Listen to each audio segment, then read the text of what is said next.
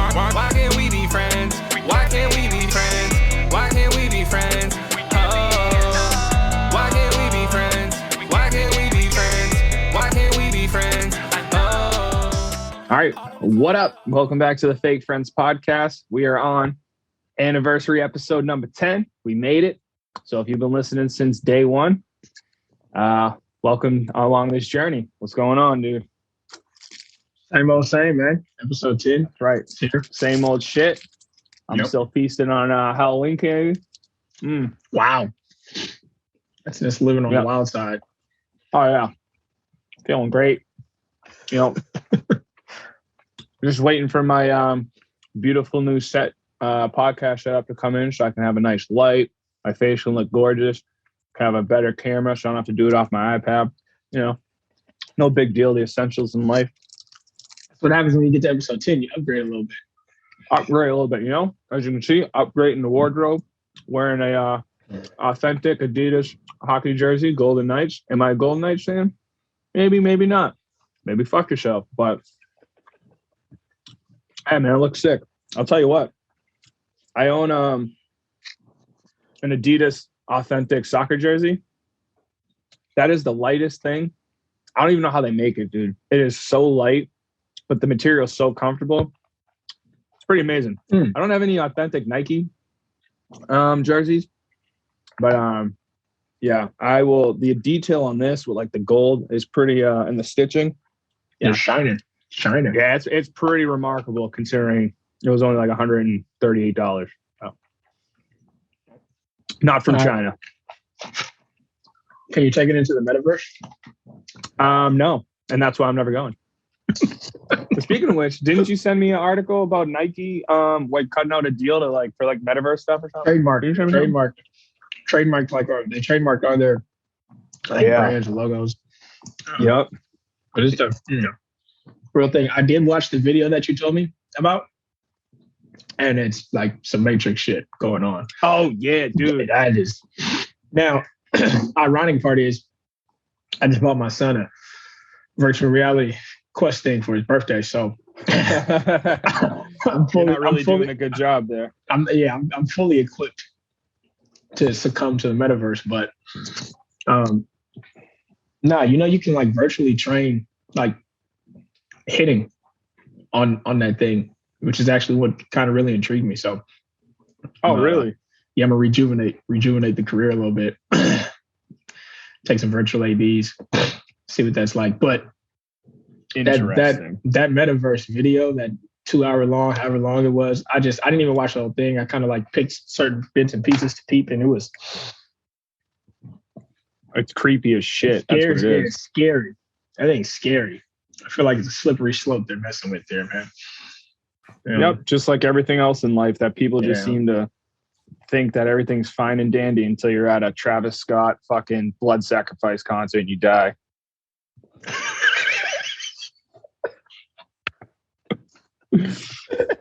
You just gotta, sometimes you just gotta call it what it is. Call it how you see it, because that's wild, man. I don't really have much on that one. I think that's a unfortunate event and just absolutely just sad and terrible. But I've never really been one for big crowds anyway. So yeah, I mean, I know I heard he's a great performer, and I'm sure like in a control setting, his live shows are something to witness, but that just didn't seem very under control, at least from the clips and stuff that you're seeing. And, me and my wife was talking about it, and it's like, at the end of the day, it comes down to kids more times than not, maybe some young adults,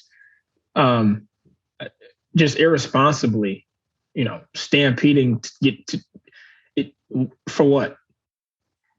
Like, you weren't missing the show. Right. You weren't going to miss it. I don't really care to delve into all the reports about what was really going on with needles and stuff like that and all that other stuff. I don't care. Nope, don't care. Wasn't there. So Yep, wasn't there. I know. I I have a friend that was there. I don't care. I'll talk to him, see what he says. But yeah, I mean, I'm not. I don't care. Yep, I really don't care. You know what I didn't know? You know what I didn't know was I think today is the official start of MLB free agency, and they actually might be. Are they doing award finalists tonight? They doing the 3 finalists for the awards tonight as well? I'd have to check on that. I do know that Arenado won another Gold Glove. Yes. Didn't like the whole Cardinals team win Gold Gloves? Like the whole thing, but Arenado was one of them. Oh, so that's what, 7-8 years running now in a row. Yeah, best probably. Yeah. It's good. Yep. I don't know how to sum that up, but yeah. Yeah, I did. I think it did start today. I seen the Dodgers sign somebody. I'm interested to see. I know I got like they're gonna let Kershaw go. Yeah. I got like an update. I think Corey Seager's going too. Like, it'll be interesting to see where these free agent shortstops end up. Dude, so I got I was reading an ESPN Plus article from this person, some no-name idiot who works for them. But they're going over like their list of top 50 free agents and then like predicting their contract. They had Correa as number 1, like not here to argue what number people are at, but yeah. They had Correa at like 9 years, 297. Again, not here to really dispute that. The point I want to make is they had Chris Bryant. Before I tell you what they had Chris Bryant at for a contract, what do you think right now? Chris Bryant, what's his market for a contract? 28? Yes, I believe so. 27, 28. But you know what? Let me confirm that because that does matter.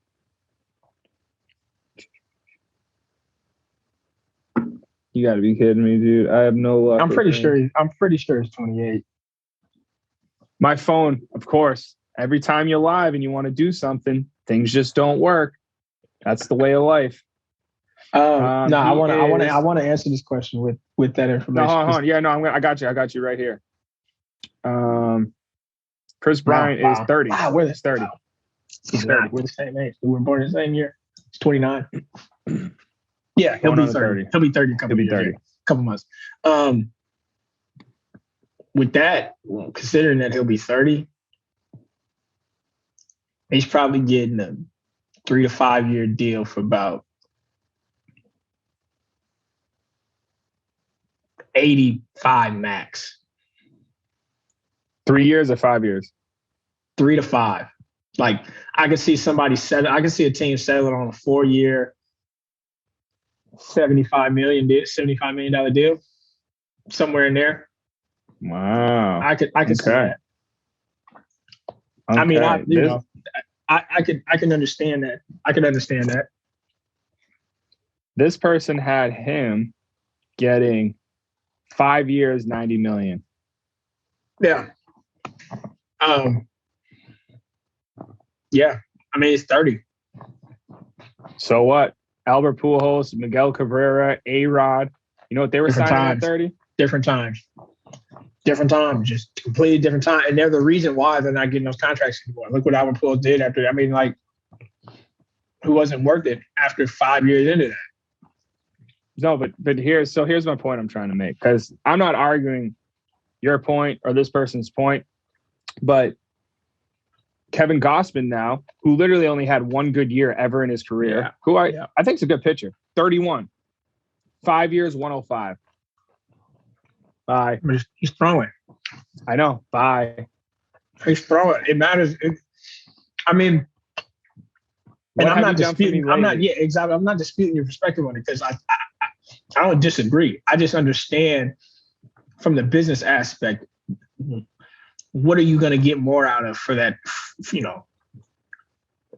Is Chris Bryant going to produce at 35 the way he produced? Right, Marcus Semien, 31. 31. What do you think he's getting?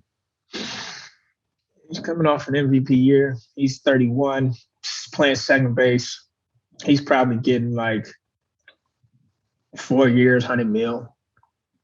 Yeah. 5 years, 110. Yep. Yeah, I'm sure. And we live in a very perception-based world. Marcus Semien just hit 45 bombs, 46 bombs? Yeah, he had a unbelievable season. So he completely increased his market value. Chris Bryant didn't increase his market value at going on to 30, in my opinion, to be above what would you say, 5 years, 90 million? Right. I mean, I could see 5 years, 100, 6 years, 100. I don't think he signed him for 5 years. Chris Bryant's going to get 6 or 7 years. Watch. Or he's going to sign for like 3, like you said. He should sign for like 3 for like 2 years. He should honestly start for 2 with a player option. And see, if I'm a player in that position and I'm turning 30, I know Bryce Harper just recently did it when he was 25? He signed at 13. 27, he signed a 13-year deal, right? I know, and I remember him vividly saying, he was like, I wanted somewhere, he knows he's going to be there for the next 13 years. He can start a family, raise a family. There's stability in that.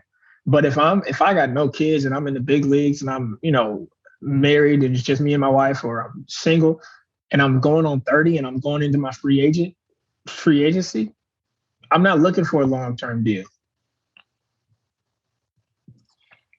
Yeah. Because you know what's gonna happen to Chris Bryant if he signs that 8-year deal, 7-year deal for $100 million, and 2 years into it, the team's out of contention. He's getting traded. Yep.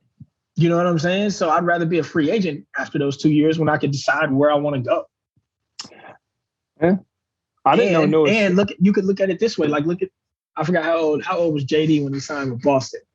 Remember we were having that conversation? He was above 30, I believe. Yeah, I think he was about right? the same age, 30, 31. So if Chris Bryant takes a 3-year deal, he could bet on himself and he could go out and at 32, 33, he could hit 45 bombs and now his market value just increased. Yeah, that's what he should do. He should I get it, I didn't know Syndergaard was a free agent. Like, I knew that, but I forgot. I'll say I forgot. I feel like the Mets should re-sign him. I'm really interested in Seager, Correa, Baez. I guess I think Baez stays in Queens. Yeah, they're not letting him go. That's Lindor's boyfriend. I guess Seattle is going after Marcus Semien. I guess, rumor has it. Heard from a friend who follows the team. I can see that. That's what, yeah. But honestly, I don't see who's not going after Semien. The Red Sox, obviously. That team's like, we make fucking like $3.5 billion a year. And we're going to act like we're the Royals. Yeah. They could use a second baseman. I want to know, it'll be interesting to see what the Yankees do. Because I don't think is it Urshela? I don't think he's the shortstop. Urshela? I don't think he's the shortstop. And I know Torres isn't either. Torres is playing second base for the rest of his career. He's not playing short. Well, they have Urshela at third. That's like it's supposed to be his primary. But he was playing short when they moved Torres to second. And I think they don't have a shortstop. They're going to get Carlos Correa. Been saying that. I called that. Here's a curveball. Beginning of the season. I got a curveball for you. Marcus Semien could easily go play in New York as a shortstop. Yeah, because he came up as a shortstop. He played shortstop for the A's, and he was also. I think that's something else that's like that could sleep. That's a sleeper pick for them as a shortstop. He fits their mold. He fits their mold, man. I could see Semien going really anywhere, honestly. I feel like he's going to be the most sought-after free agent, honestly, which is crazy to think. I mean, he used to show up to our baseball practices from time and fucking work out. I know. And here he is, dude. He's honestly – because, not to forget about him, but, this is the biggest time in free agency. We've had so many high-caliber shortstops, and then – for him to put on the season he has, he should be the number one free agent target, like him and Correa. You know what I mean? And I think what you got to look at too is because shortstop's such a versatile position, you got flexibility in your signings. If whoever signs Seager, they essentially get a shortstop or a third baseman, depending on their needs. Whoever signs Semien gets a middle infielder. Semien also played third in Chicago. So, and when he went to Toronto, he came as a shortstop and said, "I'm gonna play second base." So like, I think the only bona fide shortstop that's out there, right? Javi Baez, another guy, middle shortstop, second base. Yep.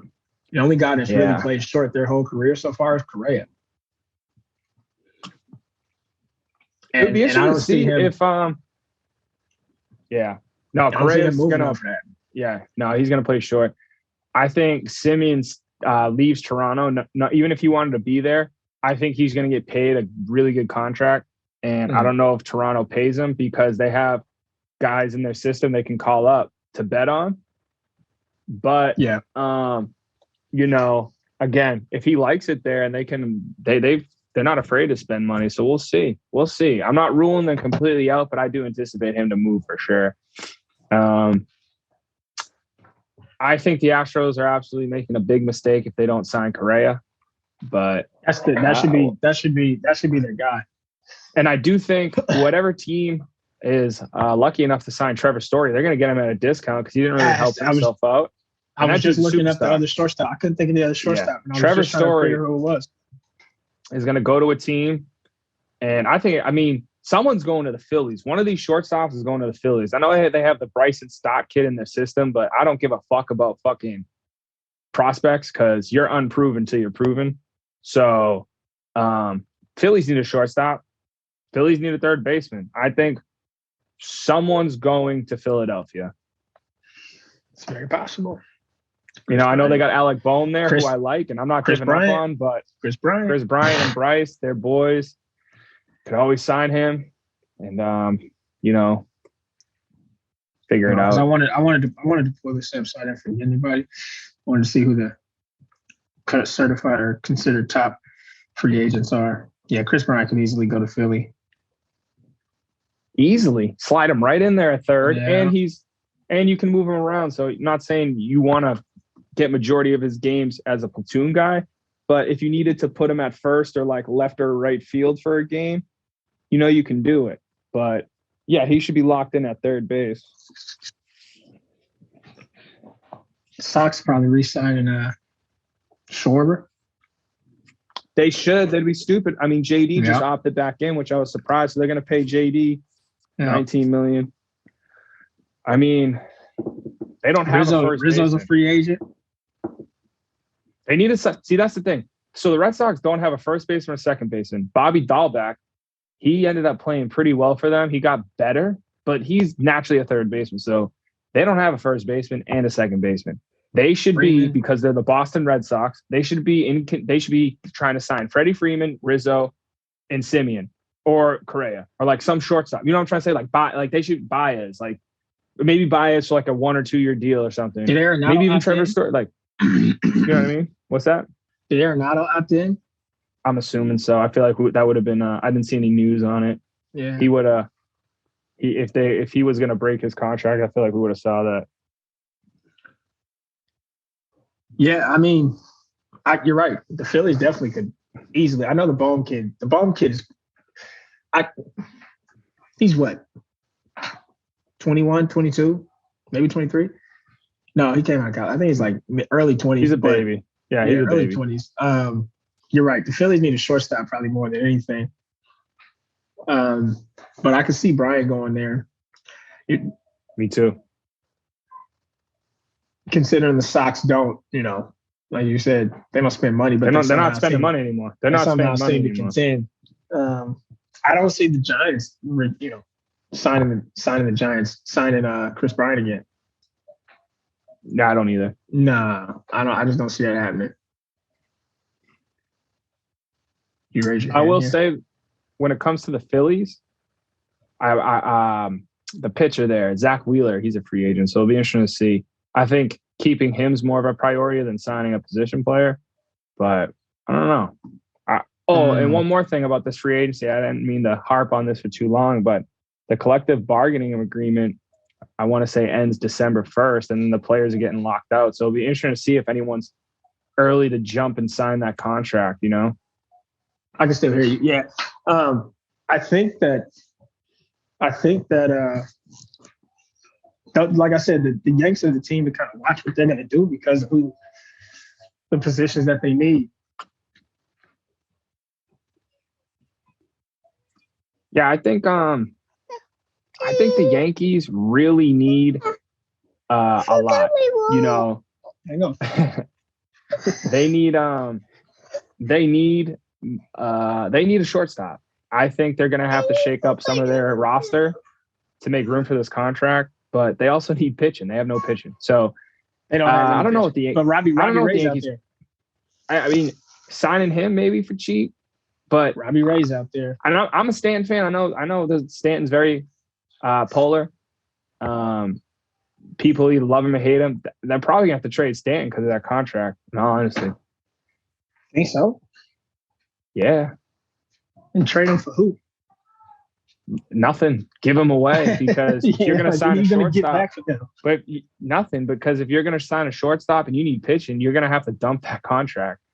Yeah, that's true. And you're going to have to pay Aaron Judge. You're going to have to pay. I would trade Sanchez. He's not getting paid though. That's the thing. No, you see, nobody's taking it. Nobody's taking the Stanton contract. I know. I don't know who would, or I don't know why they would if you knew who would. And you know, I don't think Stanton. It depends how bad he wants to be in New York. I doubt he says he'll renegotiate his contract, but they're I feel like they're kind of in a tough situation where they can't really sign Correa for that $300 million. I mean, they just signed Cole for that last season, and I know there's no cap, but they're just going to start paying a fat penalty if they start signing all these big contracts. You know? Yeah, I agree. All right, and they do have like over $100 million committed to Aaron Hicks too. He signed an extension there. Who never plays. Who never plays, or it was like 75, 80 million or something like that. I don't know. Yeah, it's interesting to see. I'm actually remember you're trying to go. Damn, where is it at? I want to confirm the location. No. The winter San Diego this year. Yeah. I think the winter meetings are Nashville. I might be able to get on a plane for that long. I'm not really into flying these days. Yeah, I'm heading down there though. We're gonna check that out. See what that's like. One, just to check out Nashville and kind of be in the mix. The winter meetings are fun to go to. They're cool to see. Yeah, you were there in 2019, right? Vegas, yep. Yeah. There's all kind of different conferences and stuff to check out. A lot of analytics stuff. A lot of front office execs, former players. It's cool stuff. Cool.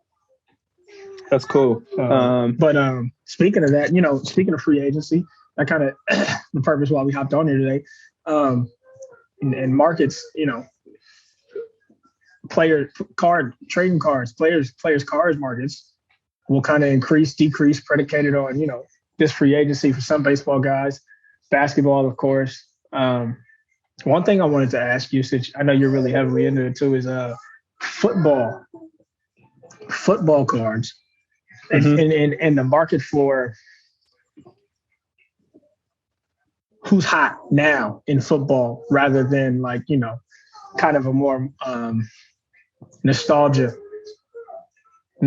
market for certain football players. Like does a Emmitt Smith, does a Deion Sanders, specific type card have any type of value in today's world when it comes to trading cards? So, let's see. How's the best way to answer this? Because there's a yes and no. I'll start with this. When it comes to football and value of players, quarterbacks, no matter what, will always hold the most value. Running backs, it doesn't matter how good they are, will hold zero value, which is insane. Because you're talking about great players.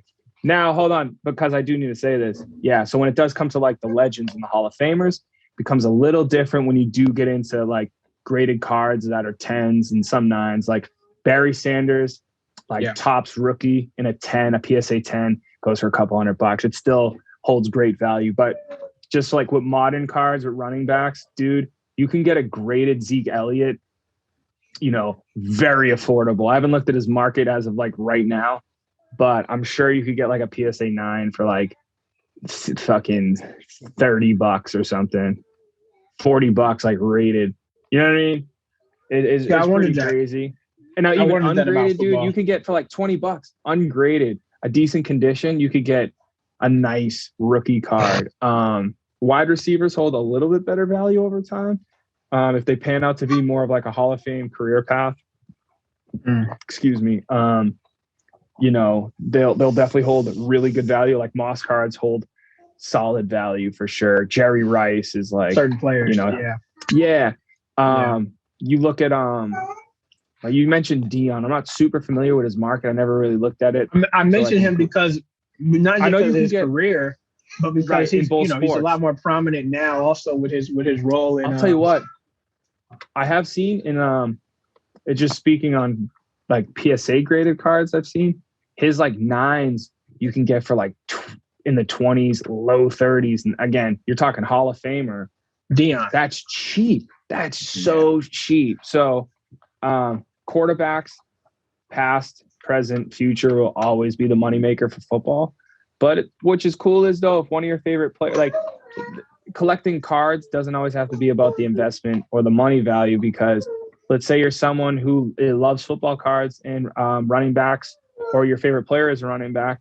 Well, you're in luck because after they get drafted, no matter how good they are, you'll be able to get their cards always affordable. Like Derrick Henry right now, I know he's pretty pricey. I'm sure like if you wanted a solid graded card, it's going to be over $100 easily. But I mean, Alvin Kamara, dude, who's one of the top running backs, that's 2017 Christian McCaffrey. You can get their shit for under $100. It's crazy. Now, some depending on the product and obviously if it's a 10 or not, it's going to be in the low hundreds or mid hundreds or more. But in terms of just like a mid-level rookie card, dude, it's insane. It's like, it's crazy. Well, see, that's the strange thing to me about it is because American sports football is like top, it's huge. Yep. Number one. Yep. But the trading card industry, I mean, the trading card market is like, completely reversed to that, I guess.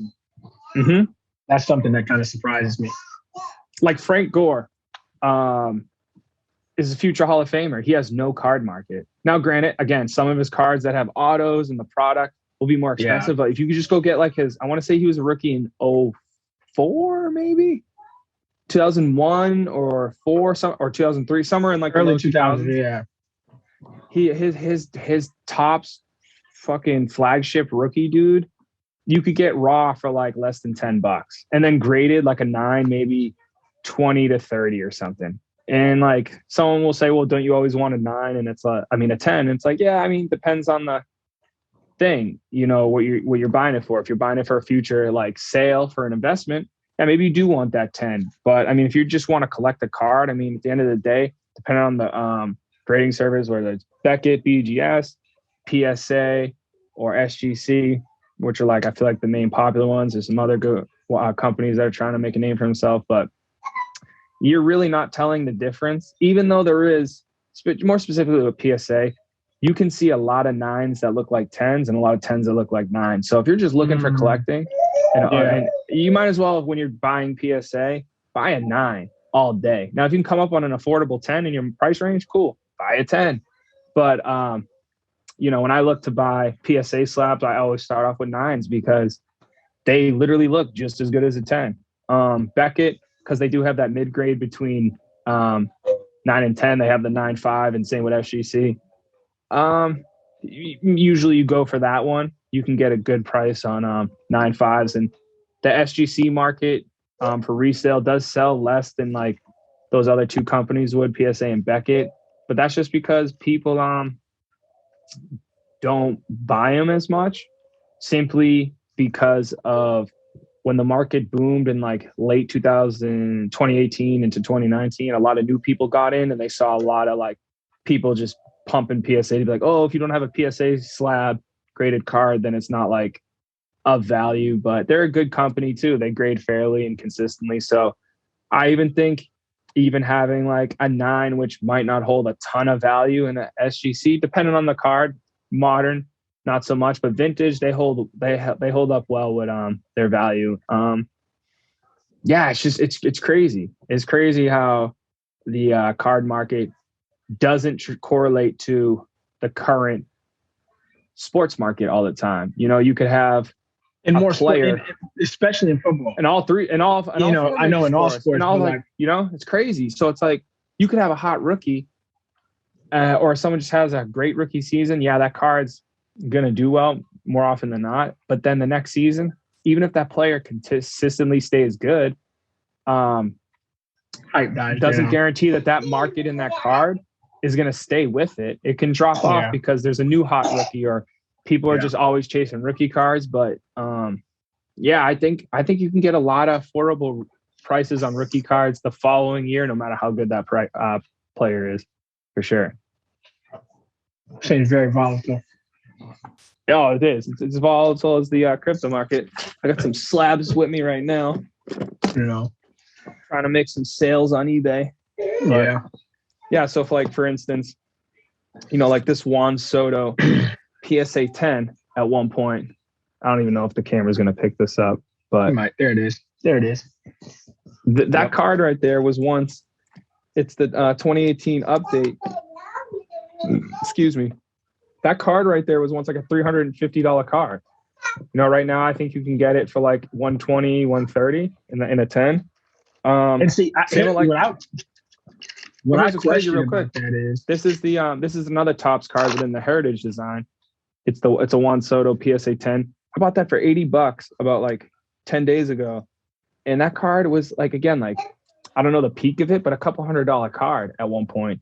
And it's crazy. I think the card market's kind of correcting itself to where people aren't buying as much as they were, and you're seeing a lot of the same cards in circulation. So they're going to lose value simply because there were so many of the same cards graded, you know? Yeah.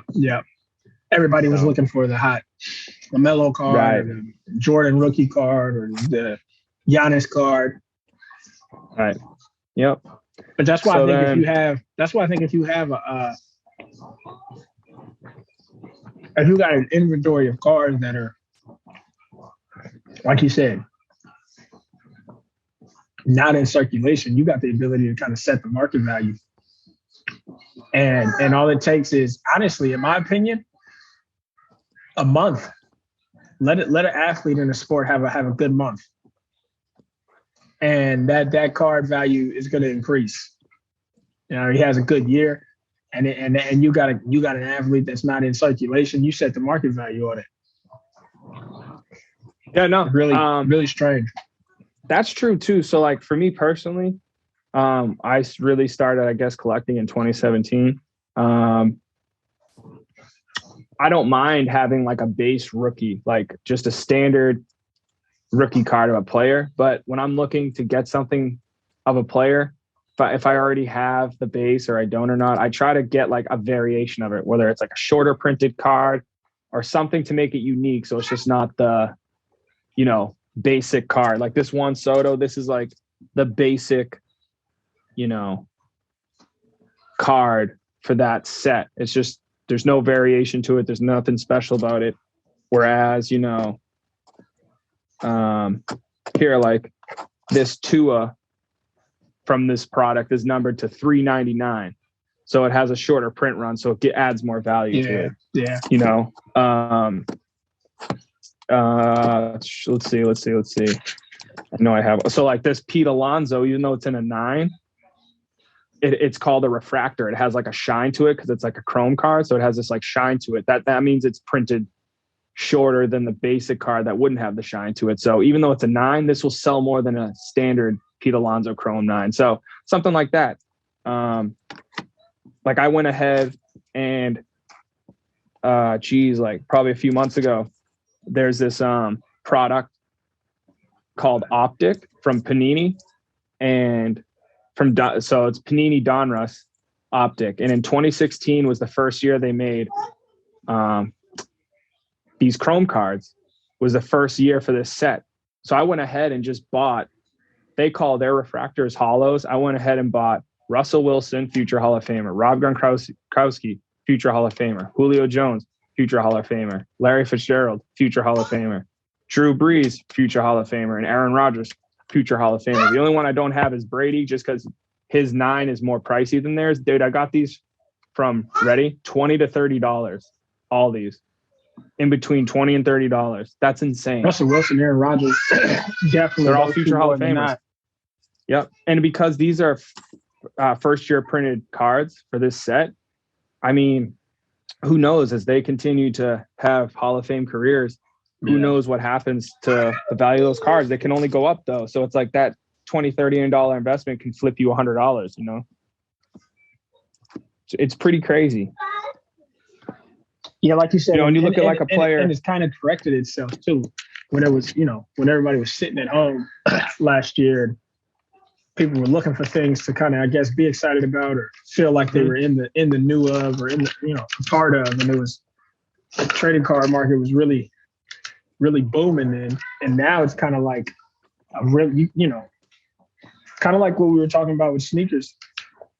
I think the trading card market isn't as saturated as it was just a year ago, where you had people who aren't even fans of cards, but more so just for trying to make a quick buck. They're in it for the money, you know. And now it's just actually, I think, more fans of cards, fans of you know, that actual hobby. So a good way to parallel it and like relate it is what's considered a sneakerhead is someone who collects sneakers because they like the shoe and want to wear it, as opposed to like what we'd call, you know, a shoe investor, just an investor. I'm just an investor. Yeah. So that's the same. With like cards, you know, like they like people call it, the hobby and collecting. And then you have people who call like the flippers, you know, the investors, you know, and you can do both too. You know, I mean, there's a percentage of my collection that is for sure for investment. I don't go out to necessarily invest for the immediate. You know, like a lot of my investment purchases are for like down the road, but at least a year out or 2 years to career, but I buy them cheap. So it's like I'm collecting it too, you know? But I do most of my like investments I make as far as money sales is from buying cards that you actually pull from the packs. Like today, like if I opened cards for the first time in a while and I got some really good cards. I got like a Vladimir Guerrero short printed card, which right now goes for like $25-$30. Not a lot of money, but for a third year card. Vladimir Jr.? Yeah. Yeah. I want to say he's third year, right? Did he have a rookie in 2019? Yeah, he did. So for a third year card, third year card, he but that's not too bad. I mean, you grade that, gets a good grade, adds value to it. But you know, I got a nice short printed Jared Kalenic rookie, number to 299. I mean, there's really no market for that card yet. So if you put that out in auction, I mean, if I had a guesstimate, it's probably somewhere between like $80 and $120 ungraded, which is pretty cool. So yeah, you just never know what you're gonna pull, and that's why it's fun to do it.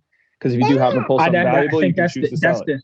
That's the hobby of it. I know. Like my dad's big in it, and he would, you know, there's a time when we'd actually go to a card shop, you know, together, and he'd sit there and just rip packs open. Just rip them open. What's up? It's fun. Hang on. My daughter's wild. It's all good. I'll keep talking. What do you got? You got a sticker on your robe? It's gone. See? It's gone. Now you just got your robe on. There you go. So I'm not a fan of grading. I'm really not. I think grading's so stupid because you're literally letting someone just decide the value of your card based on the condition, which anyone can do. Like anyone. That's what I wanted to touch on. That's what I wanted to touch on regardless, because I know, like you said, those companies, PSA, what's the other one? And Beckett. Beckett and PSA. Beckett, that's right. They're like the PSA are like the two right. You know, biggest ones, I guess. Over the last year, SGC's made they've been around for a long time too, but they've become more relevant more than ever over the last year. Rightfully so. They've done a good job. PSA has this like chokehold on the market. Yeah. They have people brainwashed. Like you said, your SGC your grade from SGC could be a 10, and depending on the car, it's a $200-$300 difference in the value of the card simply because it's not PSA. And I think that it's like having a market manipulator in the stock market. Like, hey, well, PSA doesn't give this a PSA 10 on this is only worth this, so you could have an SGC 10 and it's not worth that. And I just am like, that's the thing that kind of is discouraging for me from a standpoint, because I'm not a card collector. I'm more of like, if I got cards, I'm looking to like actually invest in them or flip them to make money, because I hold no value to a piece of cardboard, right, in terms of like the memorabilia of a sport player, of an athlete and stuff. But for even somebody like you who does both, that's got to be frustrating when you collect cards, not just for the value, but then you purchase cards because this card is valuable now, it could go up. And then one sector of it determines the value of it, no matter what. Like you said, you get crazy cards. You get cards graded by SGC, and you get a nice 10 on a card, and that value could completely not mean anything predicated on PSA. It could be cut like 20%, 25% from a PSA 10, which is insane. And again, and this perspective, you got a good card. You send it to PSA, and instead of getting let's say your card raw is worth $50, $50 to $100, and you get it graded and get an 8 back or a 9 back. Now you're selling that card you deserve. Now you're selling that card at pretty much a loss because of what it now costs to send in cards to get graded, the time it takes to get back. And then that grade on that card is now worth either equivalent to or sometimes less than it would have been raw. Which is why that market hold is. So here's the thing. Now, just to touch on the difference between like PSA and SGC real quick, from my experience with grading, and I've sent cards in. I've been sending cards in for about, a year and a half. So I know it's not as long as other people, but I've been around the grading and people grading for a while, so I'm familiar with it. That's why when it comes to what cards I'm sending, it depends on what I'm trying to do with the card. If I am looking to maybe sell it, you want to send it to PSA for sure, because that 10's the king. But I will say it is up to the people who are trying to sell SGC to really stand firm in the value of that card. Like, don't just completely undercut it because it is SGC. SGC is very full grading. All the cards I've sent out to SGC, I pre-graded myself to be like, oh, I could see it getting a 10, a 9, in between, and they've come back and I haven't been shocked. With PSA, it's literally rolling the dice between a 9 and a 10. I sent out in one of my orders a 2014 gold Jacob deGrom rookie that I'm telling you right now, it's a fucking 10. And they gave it a 9. And I'm like, where can you show me it's a 9? Centering, edges, and corners are flawless. The surface, unless I miss something, maybe there was a ding on the surface. They control the market. If there was, they control the market. Because you also don't want an abundance of PSA 10s rolling around, because then that devalues a PSA 10. But like you said, it's very important for that SGC card holder to stand firm and not undercut it themselves, because I've always felt like the value of something is whatever someone else is willing to pay. And the timing can determine that. So like, if you got an SGC grade of a 10 of a card and you price it the same as a PSA, it might not sell right now, but let's say 5 years from now, it sells the same as that PSA. That automatically increases the value of an SGC grade. Mm-hmm. It's all predicated on what what it's valued at, like what you value it at, what it's worth to you, and then what someone else is willing to pay for it. Yeah, see, like there's certain cards that I'd be willing to undercut the market just to get the sale, but there's certain SGC cards I'm not selling below a price because the card itself is worth that much. And if you don't want it because it's SGC, then go buy another brand. Go buy a PSA. And that's the thing. See, like the buyer can't come and get an SGC card and say, oh, well, you should sell this to me because it's SGC. You're looking for a deal because you're not going to go to a PSA grade 10 grade and say, hey, give it to me at an SGC price. And that's where, like you said, that seller of the SGC just has to stand firm and be like, this 10 is equivalent to the PSA 10. That, I mean, because otherwise PSA is going to continue to have a hold on the market. Well, another thing too is like, this is the first time you're listening and you're like hearing about card terminology in the card world. Like basically, probably should have started with this when we started talking about grading, but grading is literally sending your cards off in the mail to these companies. Someone at that company looks at it based off of a checklist and goes, okay, this is what the grade of this card deserves. And the highest you can get is a 10. The lowest is like a 1, I believe. I don't think you get anything lower than 1. And so it's an opinion of the grader that day, you know? So if, let's say, especially when it comes to PSA, this happens a ton. You'll get a grade back and you don't like it, you crack it, you send it back. See if you can get that 10. If you think it's 10 worthy, or you snap it and send it to another company. And just because another company gives it a higher grade doesn't mean that company, it has grading integrity. Maybe they're more fair at grading. You know what I mean? They're like, yeah, this card's a 10, so we're giving it a 10. Whereas with PSA, not to like, I really don't care. Like, I like PSA. I like their slabs, but I know what I'm getting into. If I'm grading with them, I'm sending my cards off. I'm not going to get them back for a year. And they're rolling the dice between a 9 and a 10. No, seriously, I have a 20-day card submission from back in January that I still don't have back yet. 20 days, meaning I send my cards to PSA. When they receive them, right when they clock them into their system, 20 days, I'm supposed to have them back. From January, it's November. From January. Yeah. I mean, you know, you could, the COVID excuse is going to last for maybe 6 more months for a lot of people when it comes to things being delayed and operations not kind of getting back to normal. But because there used to be a time where you could get your cards graded on the spot at a card show. Yeah. I mean, now sometimes like right there, because that's one thing that I still think, do that. You got to consider is the process of sending your card in.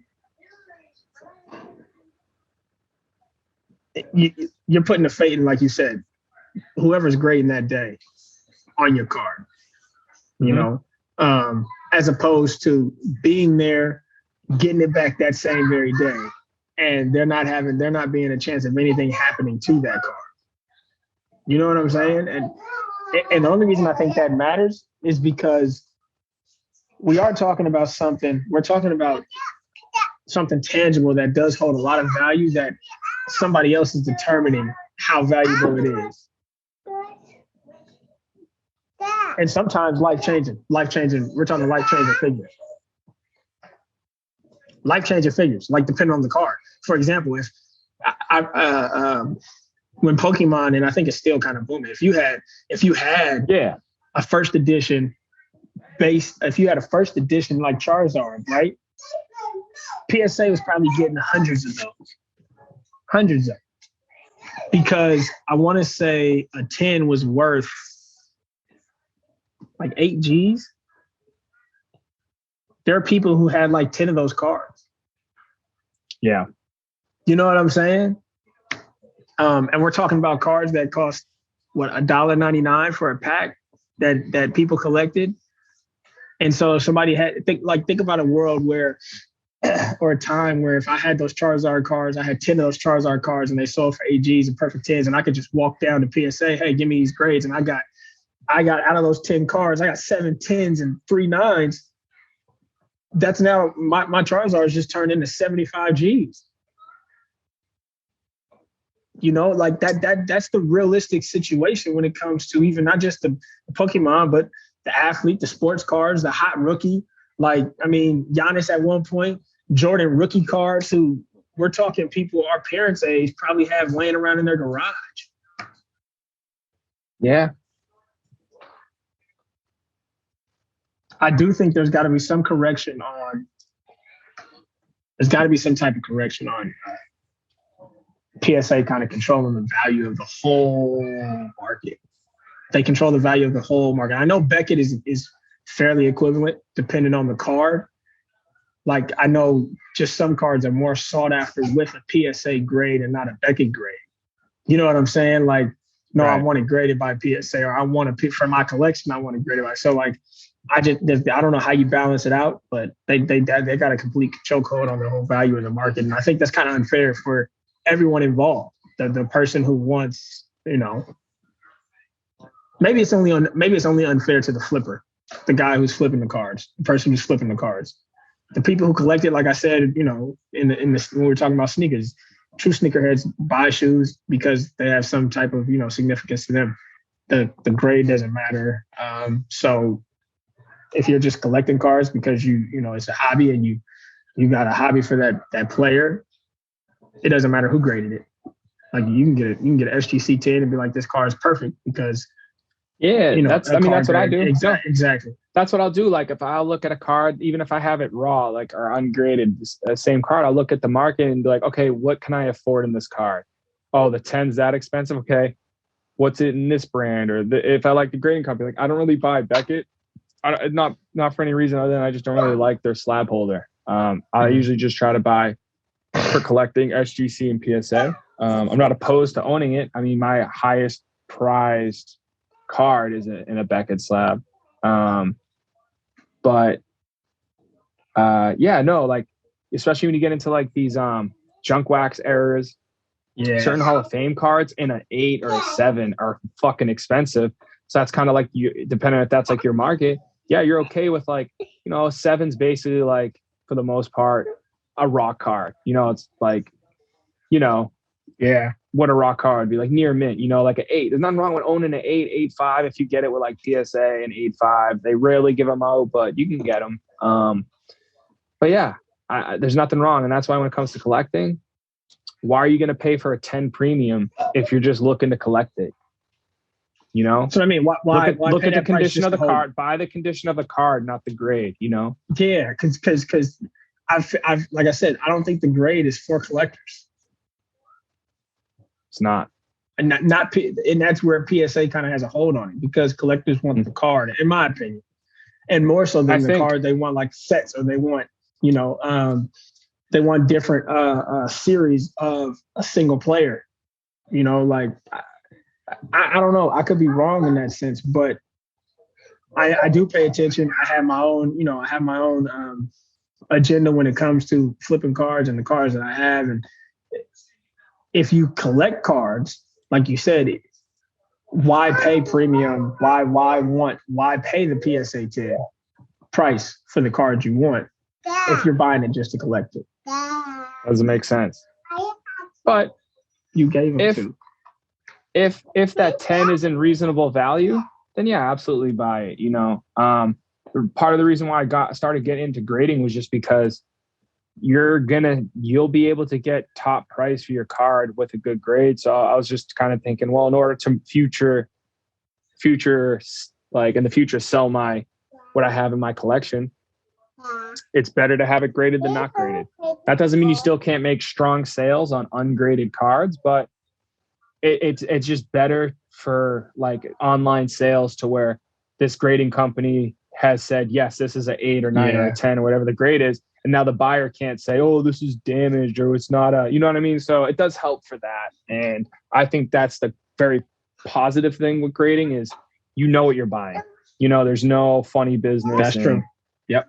That is good with graded cards. I'm not trying to make it sound like I'm shitting on grading. Like, I don't think it should be the end all be all, but that is good to know. Like as a buyer, it's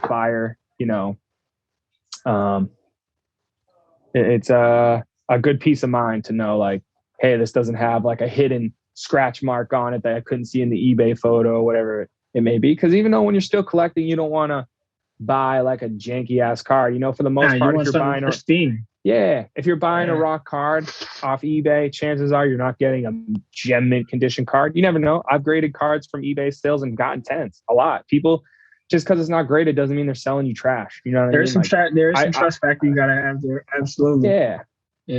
Like I sell raw cards on eBay, and I don't sell them just because they're not in good condition. If I just, do I want this card or not? And if it's in gem condition, I have no problem selling that to someone who wants the card. I think that's the whole point, is to be able to get cards to people they want. You know what I mean? Like, yeah.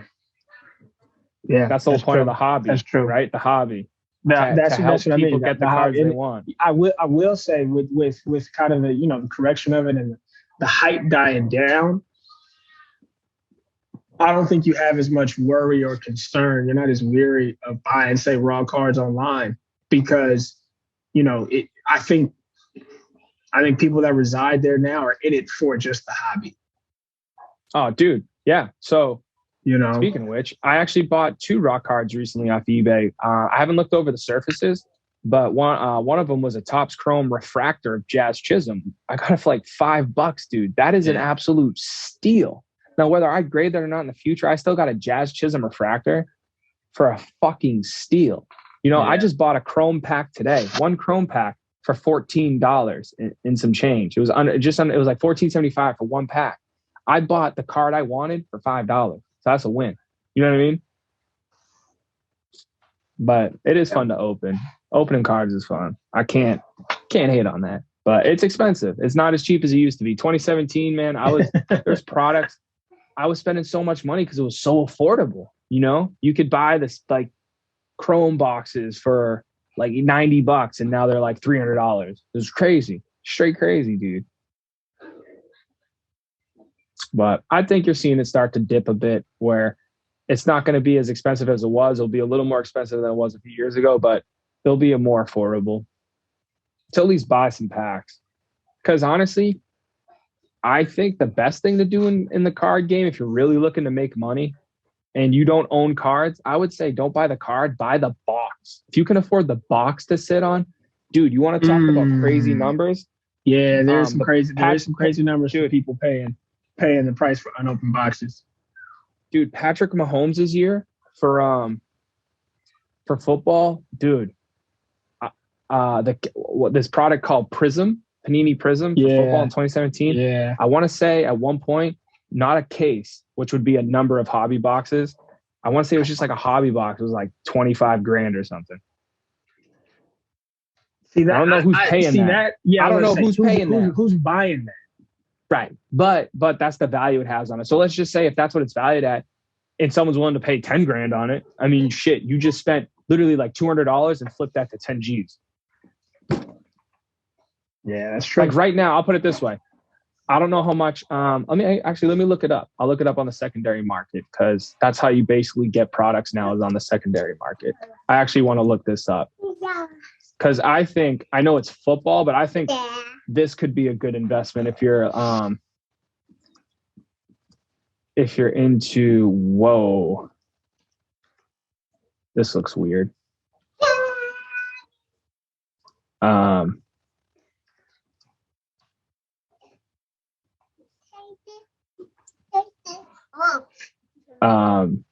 Sorry. A good investment would be to buy the product, and I want to see 2020 optic for football. I want to see how much a hobby box is going for because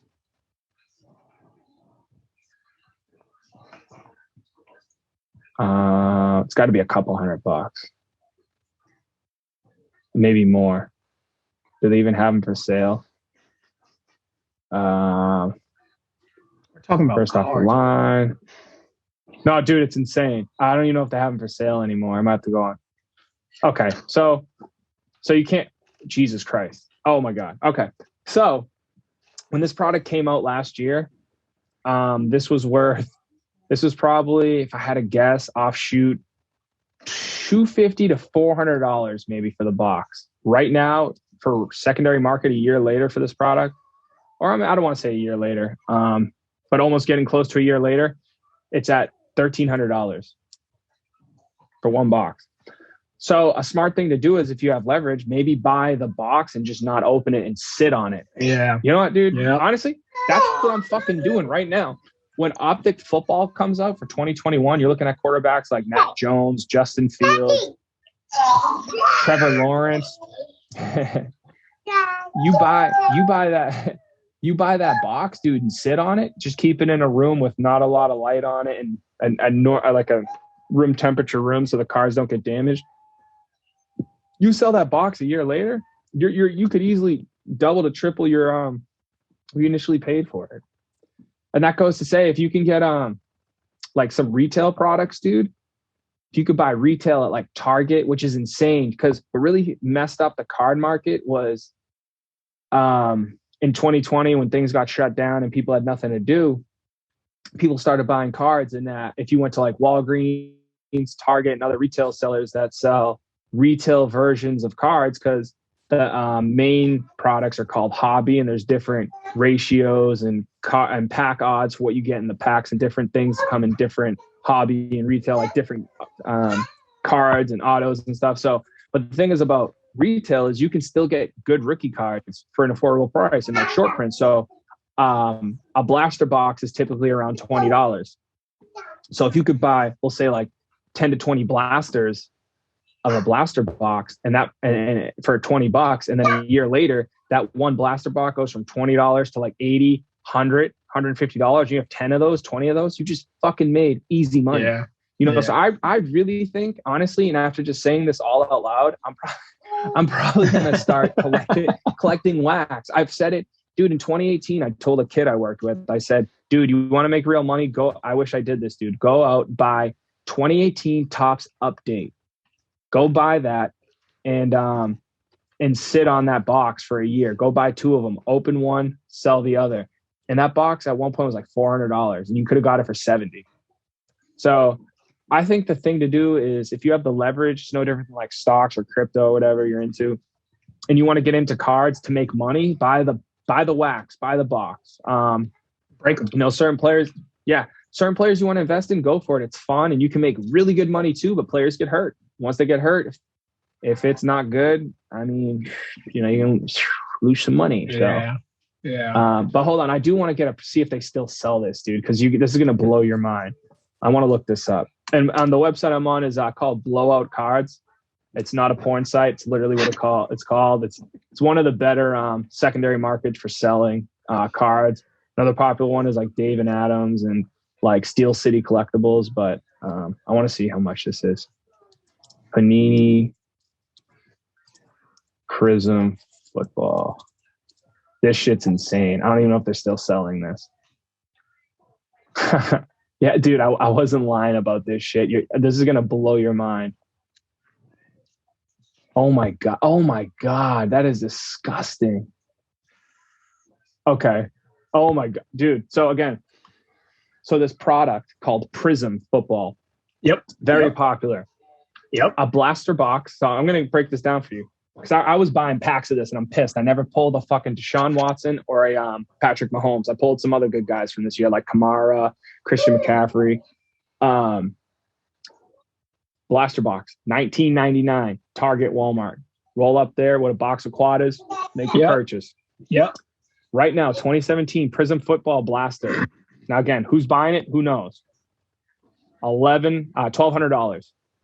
So if you sat on it for that long and you just sat on those, you are sitting pretty. A hobby box, which at one point, I want to say those were comfortably sitting at like $250.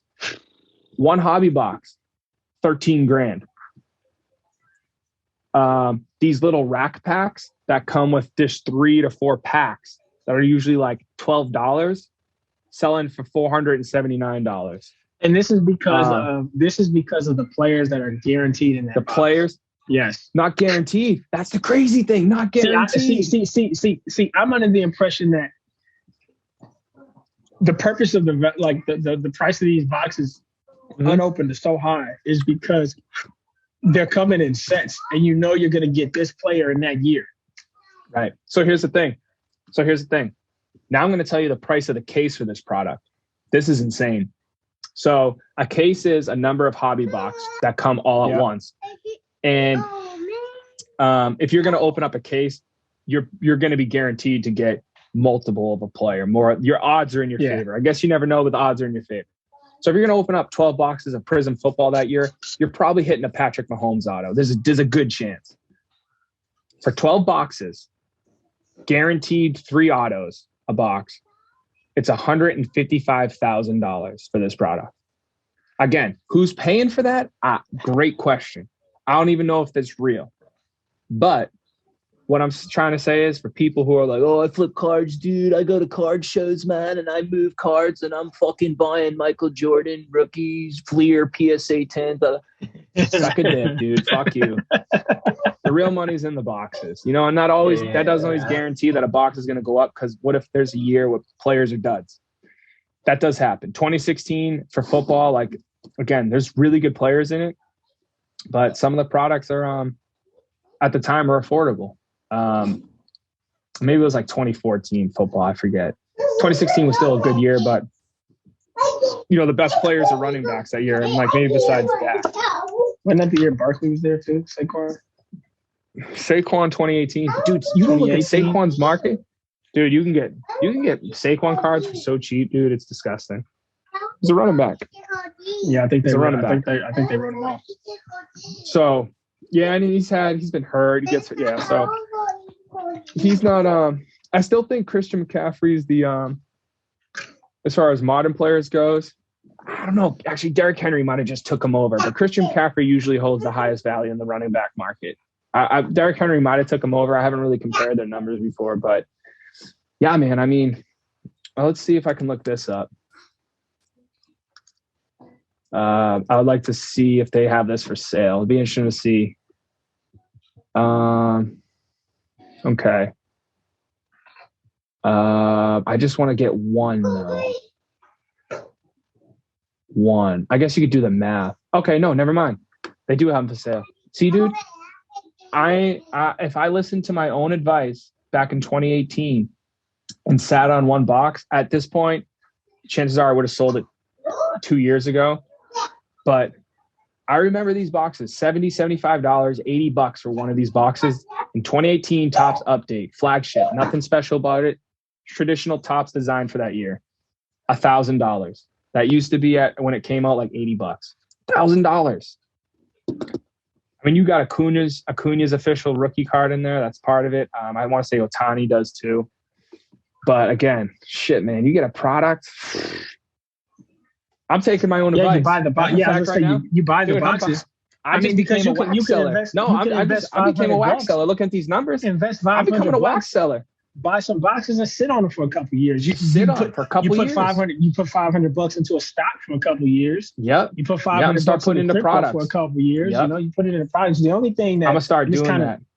This kind of where I wanted to take it to before we wrap. The only thing that I also questioned about, or I question, or I'm like baffled. We're talking about tangible collectibles. Mm-hmm. Mm-hmm. And I think you mentioned it maybe 2 episodes ago.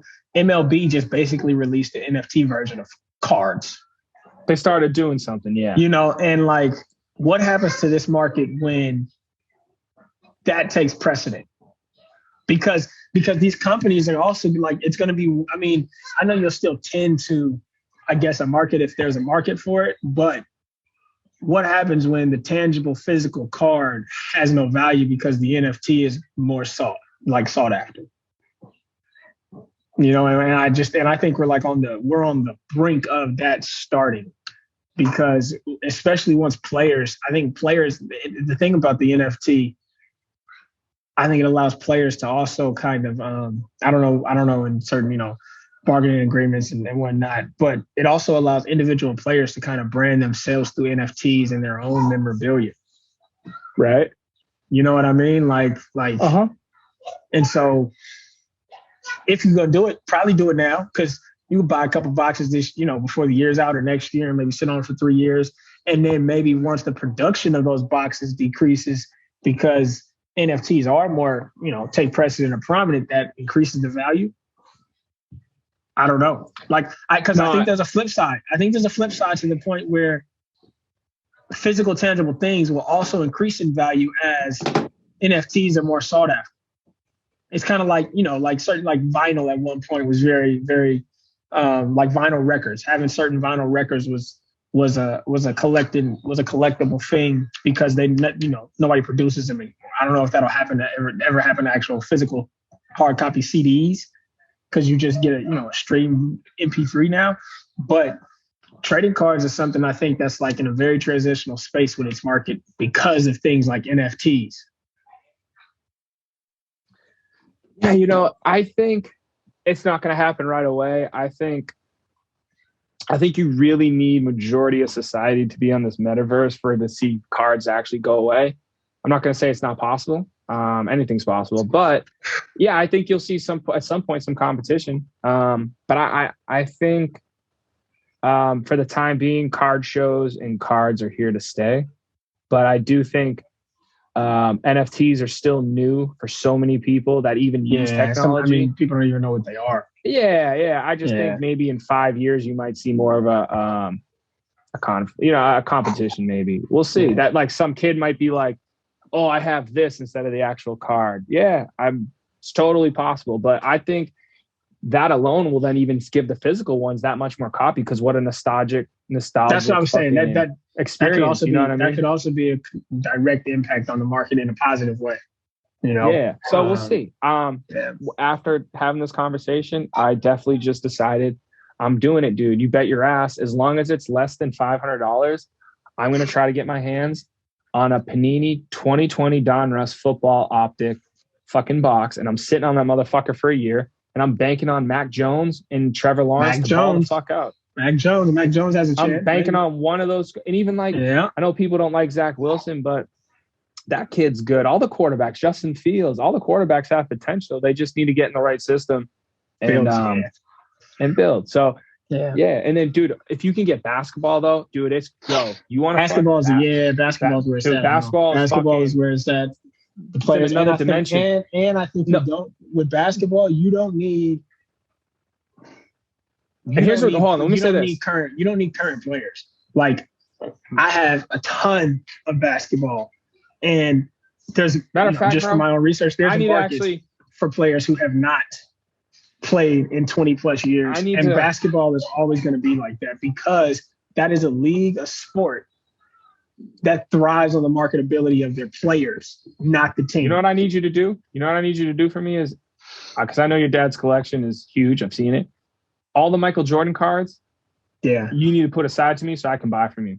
Yeah, I'm not going to buy every one, but there's certain sets. There's certain sets that I want that are Michael Jordan. I know they're not even they're just expensive. It's just I like the card design.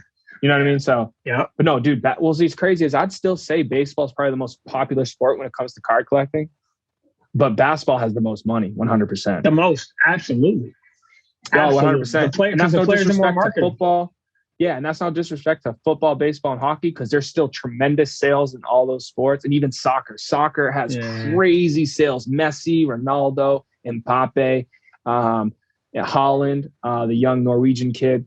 But basketball just has basketball. I mean, baseball, like you said, baseball is similar. There's certain players who do have, a cult following. Baseball will always be OG. But bro, there's like wait till sell for stupid money. Yeah, stupid money. But I'm just saying, like I'm telling you, like 30, 20 years from now, LeBron James cards are going to be ridiculous. Yeah, even if NFTs are a thing, it's because of the impact of just that, basketball players are their own brand, which is why their cards, I think, become more valuable. So, football players don't have their own brand. Baseball players don't have their own brand. Not like basketball players. Not like basketball players. So. Yeah. Yeah. But with that, I mean, when it comes to, I got one for you. I got one for you. You'll like this too. I think when NFTs take over, this is the hill I'm dying on. Are you dying on a hill? Yeah, this is the hill I'm dying on right here. When NFTs take over, because I do think that's happening. NFTs are going to be the new prized possession when it comes to owning things, I guess, or collecting things. Like I got an NFT of this, I got an NFT of that. I got an NFT of this person's album. I got an NFT of this person's highlight. Like, people are going to own 30-second highlight clips. I do think that's a thing. I'm dying on the hill that tangible collectibles will still have significant value. Will. I believe they will still have significant value because of our generation. We're in between the two. And you're going to have millions of people who have some care and appreciation for the digital asset and have just an equal care and appreciation for the tangible asset. So that's the hill I'm dying on. That there's some things that are tangible that won't get, wiped out, washed away with the advancement of technology. Into the metaverse. Got it. Yeah. I like that. No, I agree. I like that. Because I will say, not to shit on NFTs, even though they are a money laundering scheme, it is cool to collect your own specific highlight. Like, to have that, I think that is kind of cool. I could see a kid being excited about it. Like, I have it's personal. Basketball. Like, I have this Steph Curry, like, cool play highlight. Yeah, and only you. And, like, only, like, NFTs give the ability of exclusivity to where it's just you are the only one that has it. Which is why I think that's inevitably going to kind of take over a wave of, like you said, for rich people, I guess, to launder some money. Man, dying on a hill, keeping it relative to what we talked about, which would be cards today. I will say that even though other companies could make a push to get credibility in their company for secondary market of sales, I think right now SGC is the closest to Beckett and PSA, but because of PSA's demand for their premium, and they're never going to go back to an affordable grading price for just like a regular turnaround, you're going to be paying an express. I think because of what it's going to cost to grade with PSA, unfortunately, even though I don't like this, I will die on the hill that PSA 10s are here to stay for premium, and they're always going to be king of the market. Yeah. Unfortunately. I agree. Totally agree. I don't think anything's going to kind of knock that off. They're going to find, and I'll tell you what, to take it one step further on that, I think that they're going to find a way to get a grasp on the NFT market. And the NFTs in some aspect. I don't know how. But I mean, imagine your NFT being graded in a sense of like the quality of your highlight, the quality of your image. Real quick. You play the new 2K. I don't know if it's only in the like Ultimate Team mode, but can you grade cards in it? I think you can. I think you can send grades. I think it's in that mode. I'm not a gamer. I you know what I do on 2K? I go to my league, and I turn off trade override. I trade for first round picks every year so I can draft certain rookies, and I trade for guys that I want on my team. Like, I think my starting five in my dynasty right now is LaMelo Ball, Anthony Edwards, Bronny James, Mikey Williams, two guys that are about to get drafted. Yeah. Like his son? Yeah, his son. He's not even in the league. He's not in the league, yeah. Downloaded the draft class, put him on my team. I love it. James Wiseman, and we're on the Indiana Pacers just because they got clean unis, and that's like the dynasty we did in college, so it's always fun to run with. I don't game like that to even know the ins and outs of all the features, but I wouldn't be surprised if you couldn't. I did play a little bit of my career in 2K, and pretty much everything you can do in real life, you can do it in my career. So,